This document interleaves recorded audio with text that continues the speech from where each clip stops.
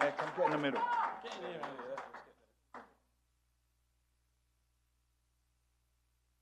Yeah. So, very quickly, brilliant performance. I just told them you're the king of New York, you're here. So, the new king of New York. New York.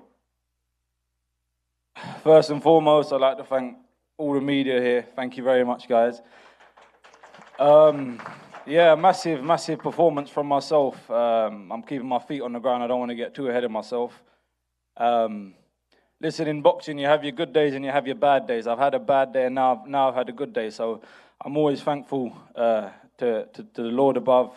And yeah, I'm buzzing, to be fair. I'm absolutely buzzing. So yeah, a huge thank you to my team, everyone involved. We made a few changes after the last fight and yeah, it paid off. I was, no matter what was happening tonight, I was winning. I had it in my head.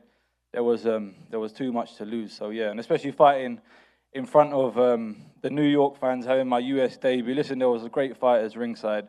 Coach Benavidez, seeing you over there, I see you.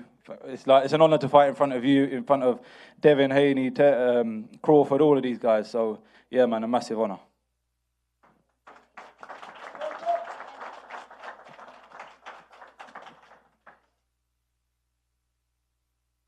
Oh, I'm very proud of him. And we've only scratched the surface of what he can do. And I knew, as we didn't get off to the best start, but I knew he'd grow into the fight. I've never met such a strong-minded, strong-willed young man. He's very determined and very focused. We've only had 8 weeks together. He's only going to get better. But we're not looking too far ahead. Let's enjoy tonight. There's a new star in world boxing, and his name is Hamzah Sheeraz. You said it. You said it. That's exactly what he is, the new star, a big star in boxing. And announce yourself on the scene in a spectacular fashion. So, I don't know if there's any questions you want to ask. Yeah, right here in front, Hamzah. You came out to at peace. You seemed at peace all week. Yeah. You didn't seem fazed by the moment coming out here in the first time ever that this venue has hosted boxing. Yeah. Talk to me about the impact of Andy Lee as a trainer, because a lot was made in terms of the weight. Yep. You making 160, being such a tall fighter. Yeah. Talk to us about the impact of Andy Lee and the tactics going into this fight. What were you focused on being able to do against Edgar Berlanga? Like Andy said, when I first walked into his gym, we knew we only had 8 or 9 weeks together. So we was kind of on a crash course. But listen, he's been there, he's done it, he's won a world title. He's practically, he had his career here in New York, so I was very comfortable coming here. And yeah, I felt at peace. You got to remember, from an 8-year-old kid in UK who never ever, in all honesty, thought I'd be here, just with hard work, listen, living in the moment, working hard every day, like I said, ups and downs.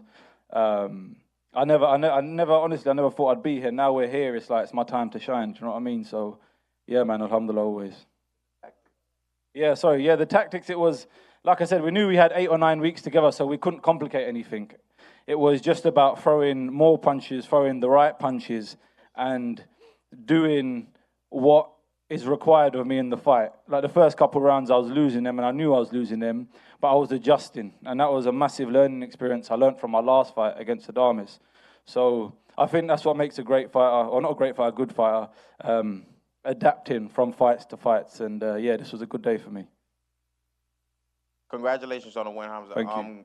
Question: how does the win feel, considering the build-up to the fight, the trash talk, the booing? Does the knockout make the win even more sweeter? Yeah, it does. It does. A lot of people were happy for me.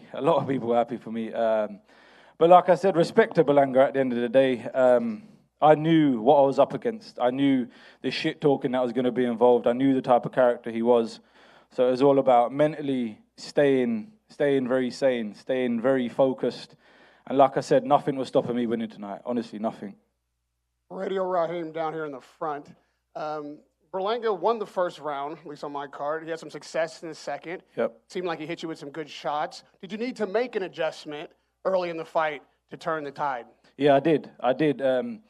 I don't think he expected me to fight him close.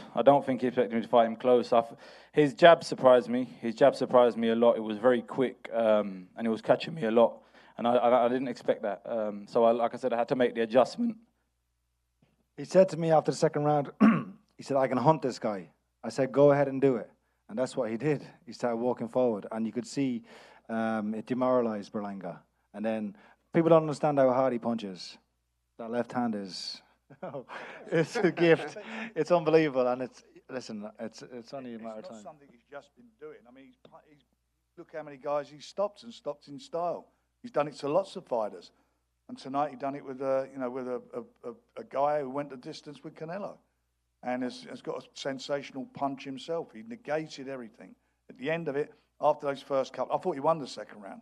But after that, I just thought that you could see he was getting command. And those couple of uppercuts he threw, he definitely hurt him with those shots. They were good uppercuts and done the job, yeah, up the middle. It's there, well, you can see what he's doing. But if you're big punches like that, you just back him up. You put him on the back foot. You take a lot away from him, and that's what he done.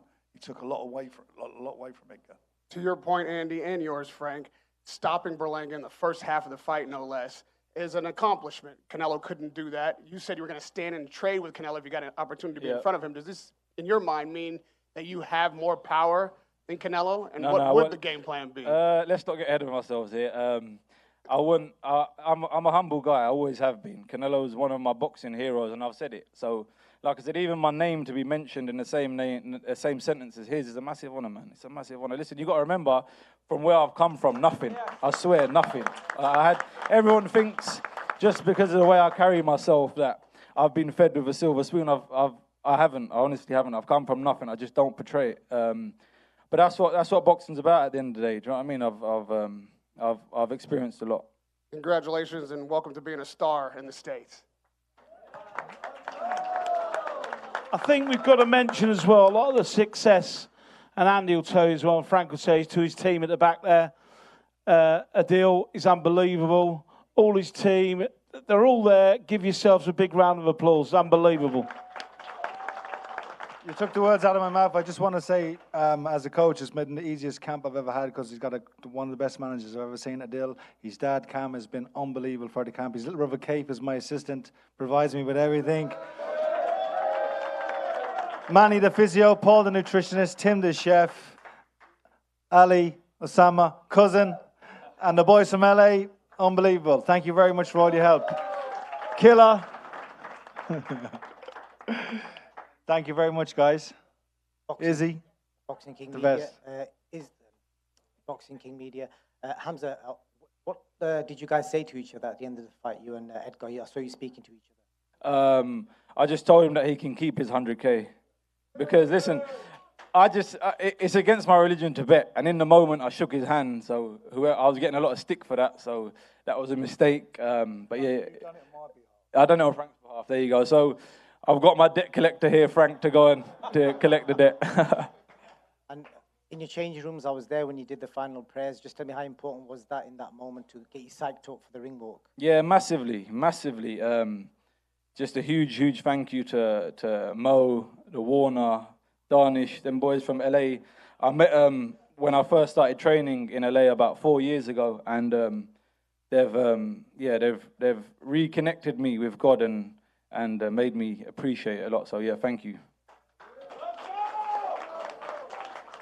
Hamzah, congratulations on your great win. Just a quick thing, great boxer Muhammad Ali, once he said, I'm the greatest before I knew I was. What would you say? I wouldn't say that. Like I said, I just take each day as it comes, to be honest with you. I swear to you, I take each day as it comes.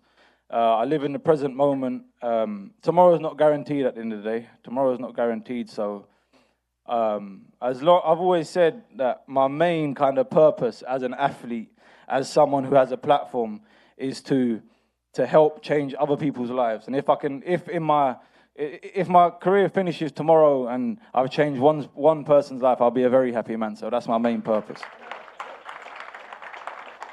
What you see after him and his success, I know there was Amir Khan before, but you see so many young Asian, Pakistani and Indian Asian fighters coming through now, and they're so talented, and he's the leader. He's leading the way, setting the tone, and they're going to follow him and follow in his light. So that will be his legacy. And just before it's remiss of me, you got to say thank you to Jason Quigley and Joey Gamache too, who have been unbelievable this week. Hamzah, low sweat with fight hype right here, right at the very back. Sorry. You and Canelo now share an opponent. You were able to do what he wasn't. Do you have anything to say to Canelo? No, not really. I'm not going to sit here and loudmouth someone like himself, but it'd be an honor to share the ring with him. It genuinely would. Someone who, like I said, I've looked up to, and then the next thing you know, you're in the ring with them. Do you know what I mean? So, like I said, it's an accomplishment itself, but one thing I can guarantee is if I do ever share the ring with Canelo, it's not going to be the case of what happened in his last fight where his opponent was trying to run. I promise you guys, like it's on camera here, even if I get knocked out, I'll stand there and trade with him at the end of the day. Do you know what I mean? So I'll put on a good performance because that's what it's about. That's what it's about, being great, daring to be great, and I'll do just that. Congratulations, champ. Andres Cantera from Mexico City, W Deportes. What were your thoughts in the first knockdown in the fourth round? In my head, the only bit of Spanish I know, I was like todo bien. So when I knocked him down, to be fair, I heard him when I was in the second or third round. I was going forward, and when he saw me change the game plan, I heard him say, "Oh shit!" And that's where the fight was won for me. In that moment, the fight was won for me because I knew I had the mental edge on him. And then it was just about landing, And you got to remember, he's a big guy. He walks around at 210 or whatever it is. And dropping down to 168 is not healthy. It's not healthy at all. And if you do that, you're not going to have cardio. I've been there when I was doing it at 160. So, like I said, it's all about experience. Once you pick up these little things in boxing, you can implement them in your game plan to get you the win, and that's exactly what I've done. James of the Boxing Source. Now, Spencer and Frank talked about you being cool, calm, and collected in camp. And we saw there in the ring that the results were that you were sharp. Like, talk about, I know you talk about the first couple of rounds and, getting your bearings and getting hit. But talk about your sharpness and how that turned the tide for you to get the knockout win. I think today was more about my mentality, in all honesty with you. Yeah, we made the adjustments in the fight, but today, I don't know, there was nothing stopping me. We had a great camp under Andy. We had an amazing camp, honestly. He's not just a coach, he's a teacher. He's a genuine teacher, and there's not many of them left in boxing. So, like I said, we done what was required of me, and alhamdulillah, we got the win. One question for Frank. Frank, is the Asif boxing promoter from the UK. I have seen Hamzah's journey from the start, and I know how much you put into him. It must be really satisfying for you to all the hard work, the small shows where you invested in him hard.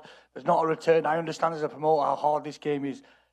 Two things. One, this must be really satisfying for you. Hamzah stayed loyal to you from day one, and now you're on the biggest platform. That's one. And what's next? I know we want to celebrate tonight. He deserves it. But surely you've got a game plan. As a promoter, you're always thinking, give us some options. What's next for Hamzah Sheeraz?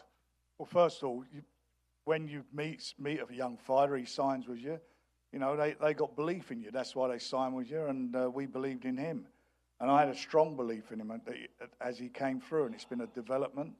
And a lot of people were banging on about that last fight. For me, it wasn't. I didn't know he was having weight problems. If I'd have known that, I would have stopped that from happening. But he was having weight problems, and we dealt with it straight away. And what he did as a man was go straight in the deep end. There was no dipping his toe in the water.